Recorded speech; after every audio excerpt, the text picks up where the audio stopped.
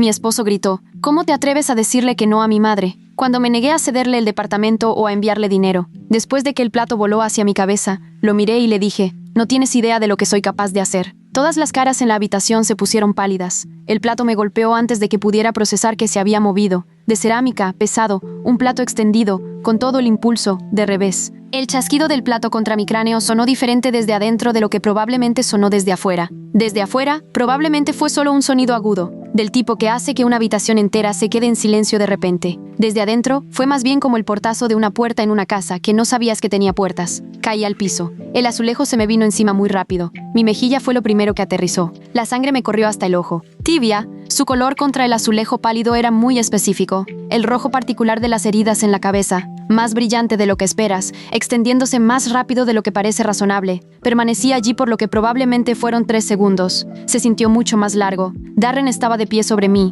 su rostro del color de una quemadura, el pecho moviéndose como si hubiera estado corriendo. Su madre, Eleanor, estaba de pie junto a la mesa del comedor, con ambas manos levantadas y estaba aplaudiendo. Aplausos de verdad. El sonido en mi departamento, en mi espacio, en la habitación que había pintado el año en que terminé de pagar la hipoteca, era tan genuinamente surrealista que por un segundo pensé que había interpretado mal la situación. No había interpretado mal la situación. Su amiga, Tanya, sentada al final de la mesa, asintió lentamente en señal de aprobación. En nuestros tiempos, dijo, los maridos mantenían el orden. Bien, había 30 personas en la habitación. Mi departamento, mi comida, mi mesa. Ni una sola se movió. ¿Y lo que sentí? Tirada en mi propio piso, con la sangre corriéndome por la mejilla, con 30 testigos mirando, no fue miedo, no el terror animal y demoledor que podría haber predicho, ni siquiera ese tipo de furia al rojo vivo que te hace hacer algo de lo que te arrepentirás. Lo que sentí fue exactamente lo contrario de todo eso, quietud. La forma en que una habitación se queda quieta cuando se va la luz y todas las máquinas se detienen al mismo tiempo.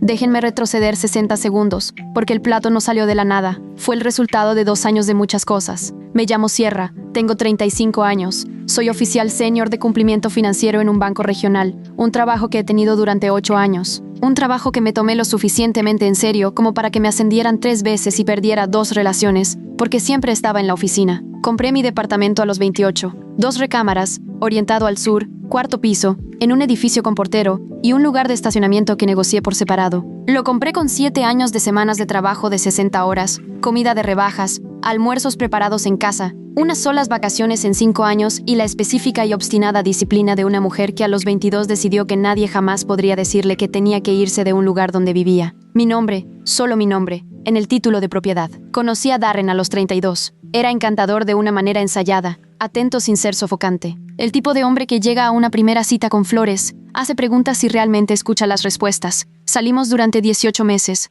Nos casamos en una pequeña ceremonia que pagué yo en su mayor parte porque sus finanzas estaban, como él lo explicó, en transición. No hice demasiadas preguntas sobre la transición porque lo amaba y porque cuestionarlo se sentía poco generoso. Ese fue el primer error. Eleanor llegó a nuestras vidas aproximadamente 4 meses después de la boda, que fue también más o menos el tiempo que tardó el encanto de Darren en empezar a revelar su arquitectura. Voló para lo que se suponía que sería una visita de 2 semanas y se quedó 6. Durmió en mi cuarto de huéspedes, comió de mi comida, usó mi lugar de estacionamiento para un auto de alquiler que nunca devolvió, y en la primera semana empezó a hacer observaciones sobre mi casa que técnicamente eran preguntas, pero que en realidad no eran preguntas. ¿No has pensado en remodelar la cocina? Este barrio debió ser más asequible antes de que mejorara. ¿Quién decoró esto? Es muy funcional. Me dije a mí misma que esto era un ajuste. Me dije que se sentía sola. El padre de Darren había muerto 3 años antes y Eleanor, que nunca había trabajado, estaba navegando, imaginé, por una especie de vulnerabilidad financiera que nunca había anticipado. Le preparé té,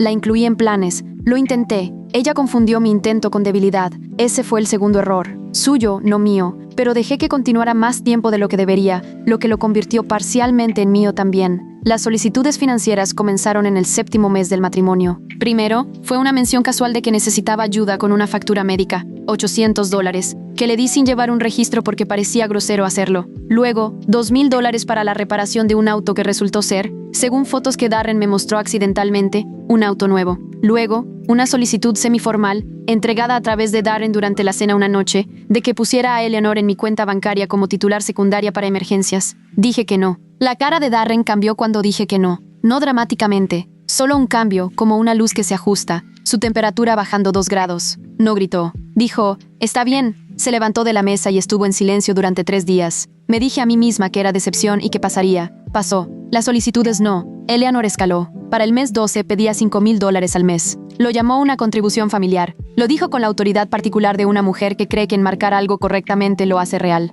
Dije que no cada vez. Cada no me costó algo. Una pelea con Darren que se prolongó demasiado. Un fin de semana de silencio. Una cena donde Eleanor no me dirigió la palabra directamente durante 3 horas y Darren no dijo nada. Para el mes 18 quería la mitad del departamento. Para el mes 20 quería que la propiedad total se transfiriera a su nombre. Recuerdo claramente la noche en que lo dijo por primera vez. Estábamos sentados en mi sala de estar, a la que Eleanor había empezado a llamar el cuarto de estar, de una manera que tenía una cualidad territorial particular. Dejó su copa de vino y dijo: el nombre de Darren debería estar en esta propiedad, y a donde va el nombre de Darren, va el mío. Así es como funciona la familia. Dije: mi nombre está en la propiedad, y permanecerá en la propiedad. Miró a Darren. Darren me miró y no dijo nada. Me fui a la cama. Permanecí despierta durante 2 horas haciendo la aritmética de los últimos 18 meses y llegando a una suma que me hizo sentir un frío específico. Ese frío que sientes cuando te das cuenta de que te han ajustado lentamente, grado por grado, a una temperatura que está mal. Los ciclos de escalada, cuando los recuerdos son casi de libro de texto. Primer ciclo: las solicitudes de dinero y el silencio que seguía a mis negativas. Me decía a mí misma que Darren estaba atrapado entre su esposa y su madre, que era una tensión normal, que se resolvería cuando Eleanor finalmente se fuera a casa. No se fue a casa. Comenzó a pasar más tiempo en la ciudad, quedándose a veces una semana, a veces 2. Mi cuarto de huéspedes comenzó a acumular sus cosas: un espejo de mano en el tocador, una bolsa de cosméticos debajo del lavabo, una marca específica de té de hierbas en mi alacena, pequeñas marcas territoriales. Segundo, la presión social. Eleanor comenzó a llevar amigos a mi casa, no preguntando, mencionando, como quien menciona un hecho. Tanya viene el domingo. Le dije que harías ese platillo de pollo. Hice el platillo de pollo. Me dije a mí misma que esto era generosidad. No era generosidad, era rendición disfrazada de hospitalidad. Y cada vez que me rendía, la siguiente petición se hacía más grande. Tercer ciclo: la documentación que empecé a llevar. Esto comenzó alrededor del mes 14, cuando algo que dijo mi terapeuta se me quedó grabado. Se llama Dr. Renata Obey. Lleva 19 años ejerciendo y se especializa en lo que ella llama dinámicas de relación coercitiva, que es un término clínico para cuando alguien a quien amas reorganiza tu realidad lo suficientemente lento como para que no te des cuenta hasta que estás de pie en una habitación que no reconoces. Había comenzado a verla por recomendación de una colega, enmarcándolo para mí misma como manejo del estrés, porque llamarlo por su nombre se sentía demasiado grande. La Dr. Obey me dijo en nuestra 4ª sesión: empieza a escribir las cosas, no para mí, para ti, para que puedas ver el patrón cuando estás demasiado cerca para verlo. Empecé a escribir las cosas, 3 meses de notas, cada solicitud, cada cantidad, cada cambio en el comportamiento de Darren después de que me negaba, las fechas, los testigos, el lenguaje exacto. Lo guardé en una carpeta encriptada en mi laptop del trabajo y no le dije a nadie que existía. 4º ciclo: la amenaza sobre el departamento escalando a la exigencia. 6 semanas antes de la cena de cumpleaños, Eleanor dejó de insinuar y comenzó a declarar. Vino al departamento un martes por la noche. Darren estaba de viaje por trabajo, lo que más tarde supe que era parcialmente cierto y parcialmente una ausencia conveniente. Se sentó a la mesa de mi cocina y dijo, con la certeza plana de alguien que lee un guión que ha ensayado: esta propiedad debería estar a nombre de la familia. La cederás para fin de mes o Darren comenzará el proceso para obligarte legalmente en el divorcio. Me quedé muy quieta. No hay divorcio, dije, y nadie va a obligar a nada. Lo habrá, dijo, si continúa siendo irrazonable. Me levanté y la acompañé a la puerta. Se fue. Llamé a mi abogada, Alicia King, desde el baño con la puerta cerrada, sentada en el borde de la tina. Alicia lleva 16 años en derecho familiar y tiene la cualidad de alguien que ha escuchado todo 2 veces y tiene una estrategia para todo. Amenazó con un proceso de divorcio para forzar una transferencia de propiedad, dije. Alicia guardó silencio por un momento. Así no funcionan las transferencias de propiedad forzadas en este estado. O está mal aconsejada o está blufeando. Lo que es peor, estar mal aconsejado es más peligroso, dijo Alicia. Los que blufean se quedan sin energía. Los verdaderos creyentes no. Empezamos a construir mi expediente esa noche. 5º ciclo, la cena de cumpleaños. Cociné para 30 personas. Compré la comida. Puse la mesa. Estaba agotada por una jornada de 14 horas y lo hice de todos modos porque era el cumpleaños de Darren. Y todavía en ese punto creía, o me decía a mí misma que creía, que había una versión de este matrimonio que podría funcionar si el problema Eleanor se manejaba correctamente. No era manejable. Eleanor se levantó a las 8:47 p.m., en medio de la cena que había cocinado, frente a 30 personas, e hizo su exigencia de manera declarativa. Cede el departamento esta noche. Mañana buscamos un notario. La mesa se quedó en silencio. Miré a Darren. Estaba esperando. Una vez más, la última vez, que fuera el hombre con el que me casé. No dijo nada. Miré a Eleanor. No, dije. ni el departamento, ni $5,000 al mes, ni un centavo más. Eleanor le gritó a Darren, demuéstrale quién manda, y él levantó el plato. Me levanté del suelo lentamente, no porque estuviera incapacitada. El golpe fue duro, pero estaba presente, exactamente presente, más presente de lo que había estado en 2 años. Me levanté lentamente porque había algo que necesitaba que la habitación viera, a una mujer levantándose, no derrumbándose, no huyendo, levantándose. La sangre goteaba de mi ceja al azulejo. Podía sentir la hinchazón comenzando en mi sien, el calor tenso particular de un hematoma comenzando a formarse. Un ojo se me estaba nublando. 30 personas miraban. Miré a Darren. Se había puesto un poco pálido. El rojo se le estaba yendo. La adrenalina estaba bajando y dejando atrás lo que siempre había estado debajo. Un hombre que acababa de hacer algo frente a 30 testigos y cuyo cuerpo comenzaba a comprender que tendría consecuencias. No tienes idea de lo que soy capaz de hacer, dije, sin temblor. Plano y final. La forma en que dices algo que no es una amenaza, solo un hecho sobre el futuro, declarado en tiempo presente. La habitación se heló. Eleanor dejó de aplaudir. Algo en mi voz. La ausencia de todo con lo que habían estado contando. La falta de lágrimas. La falta de temblores. La falta de súplicas. Le hizo algo al aire de la habitación. Me di la vuelta. Caminé hacia la recámara. Cerré la puerta. Le puse seguro. Y me puse a trabajar. Primero, la cámara del teléfono. Fui al espejo del baño y documenté todo. La ceja partida, la laceración precisa y de bordes limpios, del tipo que proviene de un impacto en lugar de una caída. El hematoma en la sien, 4 por 5 centímetros, ya amoratándose. La sangre recorriendo mi mejilla en 3 líneas distintas. Cada ángulo, cada detalle, con la marca de tiempo del teléfono. Luego llamé al 911, voz plana, clínica, dando información de la misma manera que doy información en las auditorías de cumplimiento. Precisa, completa, sin editorializar. Mi esposo me golpeó con un plato de cerámica, laceración en la ceja, traumatismo en la sien. Necesito policía y servicios de emergencia. 30 testigos presentes en la escena. Luego a Alicia. Me golpeó frente a 30 testigos. Dije, tengo fotos. Voy a presentar la denuncia esta noche. Alicia dijo 4 palabras. Ya estoy en eso. Luego saqué la maleta de emergencia de la parte trasera del closet. La había empacado hacía 2 semanas. No porque supiera que el plato venía. No sabía lo del plato. La empaqué porque la Deora Obey, en una de nuestras sesiones, había dicho algo que se me quedó grabado. Las personas que se van de manera segura son las que se prepararon antes de necesitarlo. La había empacado como realizo las auditorías de cumplimiento. A fondo, documentada, nada dejado al azar. Pasaporte, título de propiedad del departamento, la escritura con mi nombre, tarjetas bancarias, $3,000 en efectivo, billetes de varias denominaciones, mi certificado de matrimonio, porque lo iba a necesitar. 4 minutos. Todo lo que realmente necesitaba cupo en 4 minutos. Llamaron a la puerta 19 minutos después. 2 oficiales. La oficial Daniela Torres, 8 años en la fuerza, y su compañero, el oficial Marcus Webb. Torres tomó mi declaración mientras Webb manejaba la habitación. Yo había estado en la recámara. Cuando salí, la fiesta se había redistribuido en una especie de cuadro congelado. Nadie quería irse primero. Nadie sabía qué hacer con la situación. Darren se levantó de un salto cuando vio a los oficiales. «Sierra, ¿qué estás?» «Estoy presentando una denuncia por agresión». Eleanor estalló. Se cayó. Apenas la tocó. «Este es un asunto familiar». Torres levantó una mano. No miró a Eleanor. «Señora, deje de hablar». La paramédica era una mujer llamada Cara Nkosi que lleva 11 años en el departamento y tiene la cualidad eficiente y sin adornos de alguien que ha documentado 10,000 lesiones y hace mucho que se le acabó la capacidad de asombro. Me examinó en la sala mientras los invitados miraban. Laceración en la ceja de aproximadamente 2 centímetros. Requerirá cierre.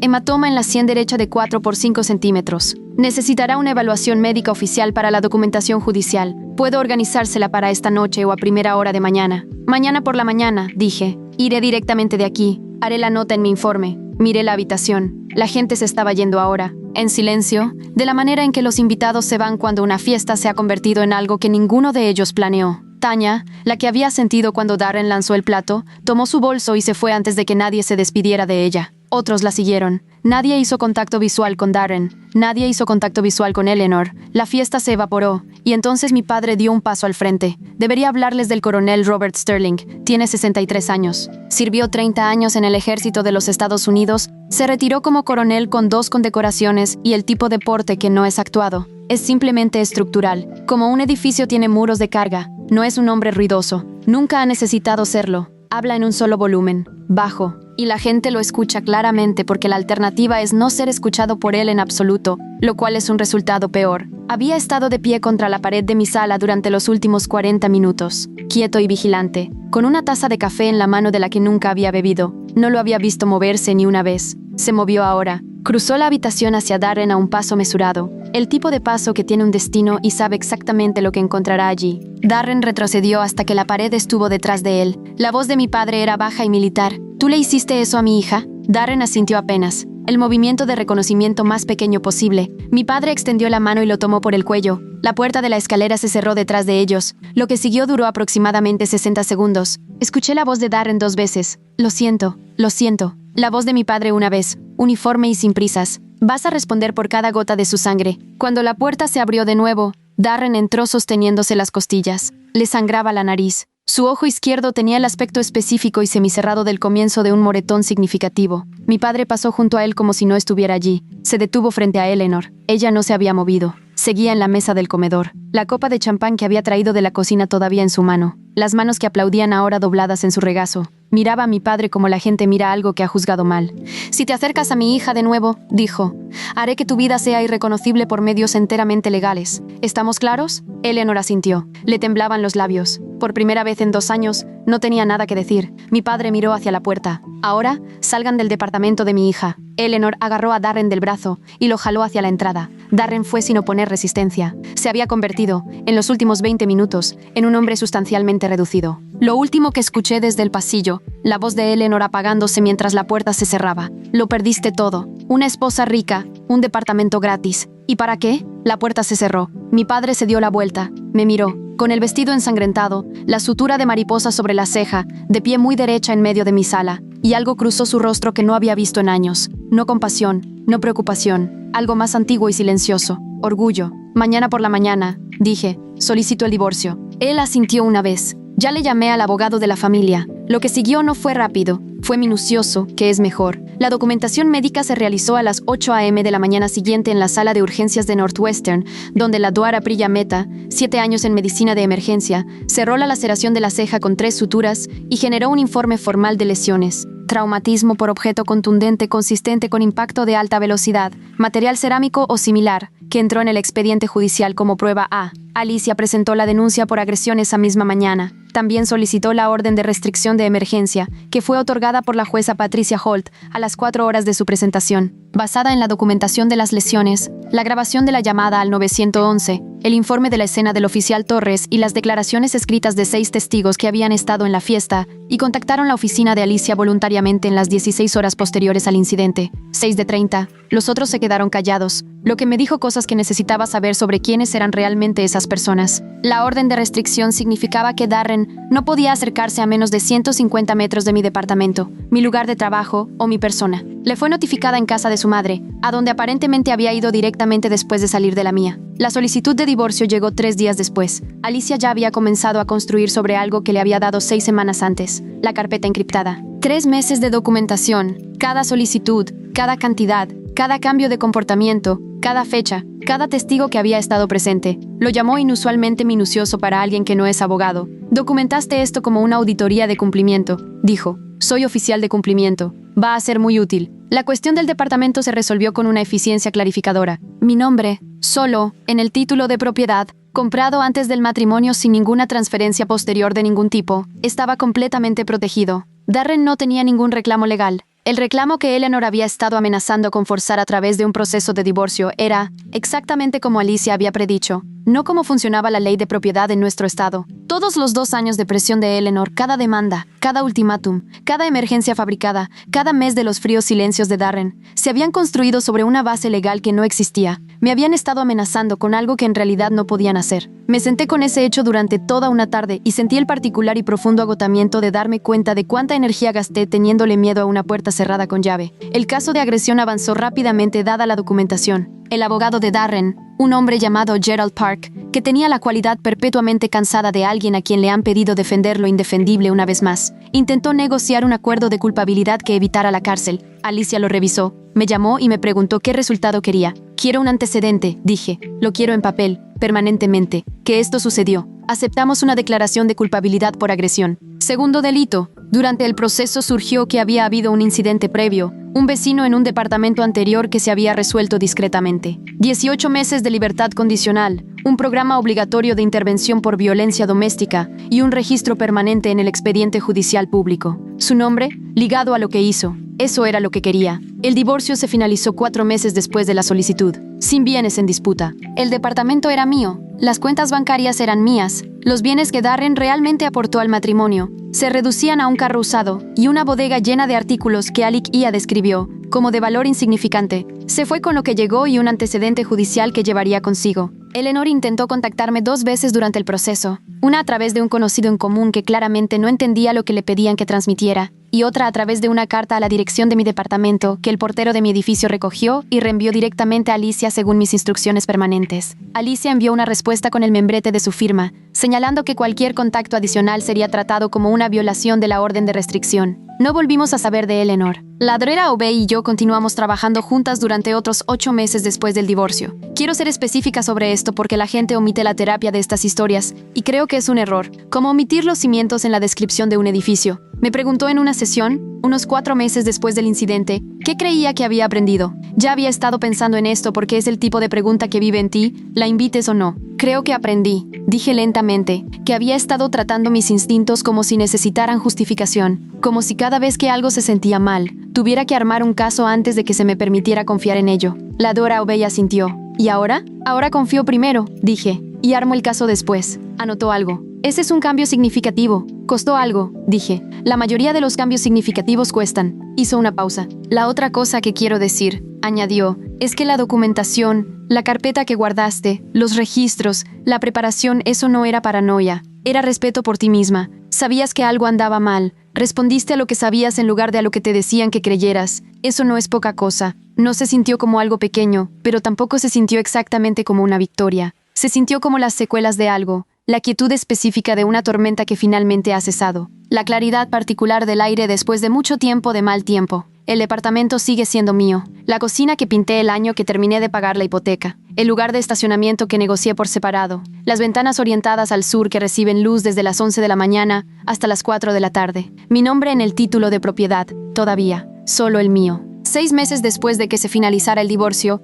estaba en el escritorio del portero de mi edificio firmando por un paquete cuando mi teléfono vibró. Un mensaje de un número que había bloqueado, pero que llegaba desde un número diferente, lo que me dijo algo sobre la inventiva de la desesperación. Sé que no merezco nada, solo necesito a alguien con quien hablar. Era Darren. Lo miré por un momento. Pensé en el plato, en el piso de azulejo, en el rojo específico de una herida en la cabeza bajo la luz de la tarde, en el sonido de 30 personas que no se movían. Pensé en la cara de mi padre cuando se dio la vuelta en esa sala. Bloqueé el nuevo número. Le devolví el recibo firmado al portero, subí, preparé café en mi cocina. Me senté a mi mesa bajo la luz orientada al sur, abrí mi laptop y volví al trabajo. Hay algo que sé ahora que no sabía hace 2 años, y quiero decirlo claramente, porque pasé mucho tiempo sin saberlo, y el no saberlo fue costoso. Nadie puede quitarte lo que construiste, ni pidiéndolo, ni exigiéndolo, ni montando una campaña tan gradual que no ves sus bordes hasta que estás en medio de ella. Pueden intentarlo, lo intentarán. Algunos de ellos serán muy buenos en eso. Tendrán práctica. Lo habrán hecho antes con otras mujeres en otras habitaciones.